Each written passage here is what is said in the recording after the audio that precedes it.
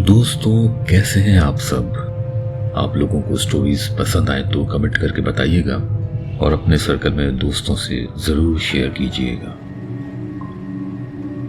अभी एक वाकया मेरी डायरी से जो किसी जमाने में एक कलीग ने सुनाया था। मैं उनका नाम नहीं शेयर करूंगा। उन्होंने बताया कि ये वाकया उनका नहीं बल्कि उनके भाई का है जो बाय प्रोफेशन एक डॉक्टर हैं और उनकी ड्यूटी ज्यादातर आईसीयू में होती थी, जिधर आप समझ सकते हैं कि डेथ रेट बहुत हाई होता है। तो अपने सामने पेशेंट्स को दुनिया से जाते हुए देखना भी एक ट्रॉमा से कम नहीं होता। वो बताते हैं एक पेशेंट का कि वो बहुत सीरियस कंडीशन में हॉस्पिटल लाई गई थी। एज भी उनके अराउंड 80+ थी। थोड़ी ट्रीटमेंट के बाद उनकी तबीयत थोड़ी सी संभली तो वो मुंह ही मुंह में कुछ बड़बड़ाने लगी। उनकी तबीयत मुकम्मल ठीक नहीं थी, इसलिए वो कुछ बोलने की कोशिश कर रही थी, लेकिन समझ नहीं आ रहा था। मेरे भाई उनके पास जाके बैठ गए ताकि उनको तसल्ली दे सकें और समझ सकें कि वो क्या कह रही हैं। भाई बताते हैं, मैंने समझने की कोशिश की तो वो कह रही थी, मुझे तुम लोग तकलीफ दे रहे हो। मेरा वक्त आ चुका है। मैं एक फरिश्ते को देख रही हूं जो हवा में मेरे ऊपर उड़ रहा है। ये मुझे लेने आ चुका है। भाई को उनकी बात सुनकर थोड़ा अजीब महसूस हुआ, लेकिन वो बताते हैं कि अक्सर पेशेंट्स इसी तरह की बातें करते हैं, तो जो भी रिक्वायर्ड ट्रीटमेंट थी वो उन्होंने कंटिन्यू की। भाई कहते हैं कि मेरा ध्यान थोड़ा सा उनकी तरफ से हटा। कुछ सेकंड्स की ही बात होगी तो अचानक वो अजीब सी हुर्राहट जैसी आवाज निकालने लगी और जब मेरी नजर उनके चेहरे की तरफ गई तो उनकी आंखें बिल्कुल सफेद हो चुकी थी और वो बिल्कुल साफ लेकिन मर्दों जैसी भारी आवाज में कहने लगी, अगर तुम अभी नहीं रुके तो मैं तुम्हारा और तुम्हारी बीवी का जो हाशर करूंगा तुमको मालूम हो जाएगा कि मैं क्या हूं। भाई उनकी करख्त आवाज से एकदम डर गए थे, लेकिन अपनी वाइफ का नाम सुनकर तो वो कहते हैं कि मेरे रोंगटे खड़े हो गए। इवन जो सिरिंज मेरे हाथ में थी वो भी गिरते गिरते बची। मैं बिल्कुल ऐसा हो गया जैसे मेरे पैरों में जान ही नहीं हो। मैं जिधर खड़ा था उधर ही खड़ा रह गया। मेरे साथ जो मेरे कलीग थे उसने आगे बढ़कर मुझसे सिरिंज ली और बाकी ट्रीटमेंट कंटिन्यू की। फिर भाई को आईसीयू से बाहर ले जाकर उनके ऑफिस में बिठा दिया गया। भाई के बाद जो उनके कलीग पेशेंट को देख रहे थे उन्होंने बाद में बताया था कि तुम्हारे जाने के बाद वो लेडी क्रीपी हंसी हंसती रही और बहुत कुछ कहती रही, लेकिन मेरे समझ में नहीं आ रहा था। बस इतनी सी बात समझ आई कि वो मेरे भाई का नाम लेकर कुछ कह रही थी।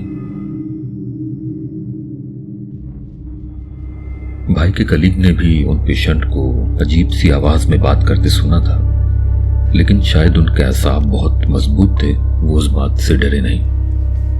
उन्होंने उन पेशेंट को भाभी का नाम लेते हुए भी सुना था, तो वो समझने लगे कि शायद ये खातून हमारी रिलेटिव हैं और शायद इसीलिए भाई नर्वस हो गए उनकी ऐसी कंडीशन देखकर। फजर से पहले उन आंटी का आईसीयू में इंतकाल हो गया। उसके बाद भाई कुछ दिन तक उन पेशेंट की बात घर में डिस्कस करते रहे और फिर आहिस्ता आहिस्ता हम सब उस बात को भूल गए। मेरा ख्याल है इस बात को हुए 3-4 महीने हुए होंगे। मेरी भाभी प्रेग्नेंट थी और अपने मैके गई हुई थी, तो वहां से हम लोगों को कॉल आई कि उनकी तबीयत ठीक नहीं है। भाई की इत्तेफाक से उस दिन ऑफ थी। हम सभी एक साथ भाभी के घर गए तो भाभी की हालत ये थी कि वो बेड पर लेटी हुई थी और उनकी आंखें पूरी ऊपर चढ़ी हुई थी और वो मुंह ही मुंह में कुछ बोल रही थी। कभी उनकी आवाज एकदम तेज हो जाती, कभी इतनी आहिस्ता सुनाई नहीं देती। भाई मेरे एम्बुलेंस के लिए कॉल कर चुके थे।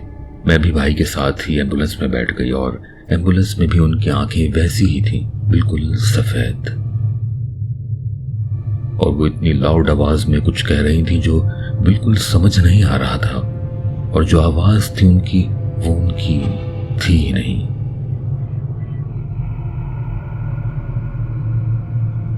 इसके साथ उनकी बॉडी को जर्क्स भी आ रहे थे। उस दिन उनकी हॉस्पिटल में ट्रीटमेंट हुई और सुबह तक वो बिल्कुल नॉर्मल हो गई। लेकिन उसके बाद ये मामूल बन गया कि वो सारा वक्त सोती रहती, क्योंकि वो प्रेग्नेंट थी तो उनको टाइम टू टाइम जगाकर खाना खिलाना पड़ता, जिसको वो वॉमिट करके निकाल देती। वो वक्त ऐसा था कि खुदा किसी को ना दिखाए। भाई कहते थे कि ये जिस आवाज में बात करती है, ये वही आवाज है जो मैंने उस पेशेंट की सुनी थी। भाभी जिधर सारा वक्त सोती रहती, उधर ही कभी कभी एकदम रात में जाग जाती और उकड़ू बैठकर रोने लगती। और जितना उनको तसल्ली दो, जितना चुप करवाओ, वो और भड़क जाती। भाई के एक दोस्त साइकेट्रिस्ट हैं। वो घर पर आकर ही उनके सेशंस लेने की कोशिश करते थे, लेकिन वो सेशंस में भी सो जाती। ये ऐसे बिहेव करती जैसे रूम में उनके अलावा कोई मौजूद ही नहीं है। भाभी की डिलीवरी तक का टाइम बहुत टफ रहा हमारे लिए। उनकी अम्मी भी मुस्तकिल उनके साथ रही, लेकिन वो किसी के कंट्रोल में नहीं आती थी। भाई के मेडिकल फील्ड में होने से हमें थोड़ी आसानी रही कि डॉक्टर्स उनको ट्रीट करते रहे, नहीं तो शायद उनकी जो कंडीशन थी कोई डॉक्टर उनको ट्रीट नहीं करता, बल्कि शायद मेंटल वार्ड में एडमिट करवा देता।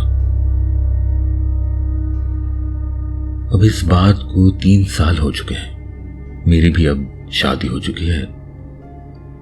भाभी अब पहले से थोड़ी बेहतर है कि हर वक्त चीखती चिल्लाती नहीं है, लेकिन कभी कभी दौरा सा पड़ता है और फिर उस वक्त वो किसी के कंट्रोल में नहीं आती। खाना तो खैर खुद खा लेती हैं, लेकिन हर वक्त बहुत गंदी हालत में रहती हैं। अक्सर जहां खड़ी होती हैं, बैठी होती हैं, वहीं गंदी हालत में हो जाती हैं। आई होप आप समझ रहे हो मैं क्या कहना चाह रही हूँ। वॉशरूम नहीं जाती वो, इवन अपनी बेटी को भी इग्नोर करती रहती हैं। भाई मेरे उनसे बहुत मोहब्बत करते हैं, उनका हर तरह से ख्याल रखते हैं, बल्कि अपनी बेटी को भी वो खुद ग्रो अप कर रहे हैं। मेडिकल ट्रीटमेंट के साथ हमने कई दफ़ा मुख्तलिफ आलिमों से भी इलाज करवाया है, लेकिन कुछ दिन के लिए वो बेहतर हो जाती हैं, फिर उसके बाद पहले से ज़्यादा प्रॉब्लम्स क्रिएट करने लगती हैं। भाई इस वाक़ये के बाद से बहुत मजहबी हो गए हैं, लेकिन मेंटली वो भी काफ़ी डिस्टर्ब हो चुके हैं। एक तो वो अब ज़्यादा बात नहीं करते, लेकिन जब भी बात करेंगे तो चाहे टॉपिक कोई भी हो, वो कहीं ना कहीं से अपनी उसी पेशेंट का जिक्र करने लगते हैं। उनके ख्याल में भाभी की जो भी कंडीशन है, उसका ताल्लुक उसी पेशेंट से है।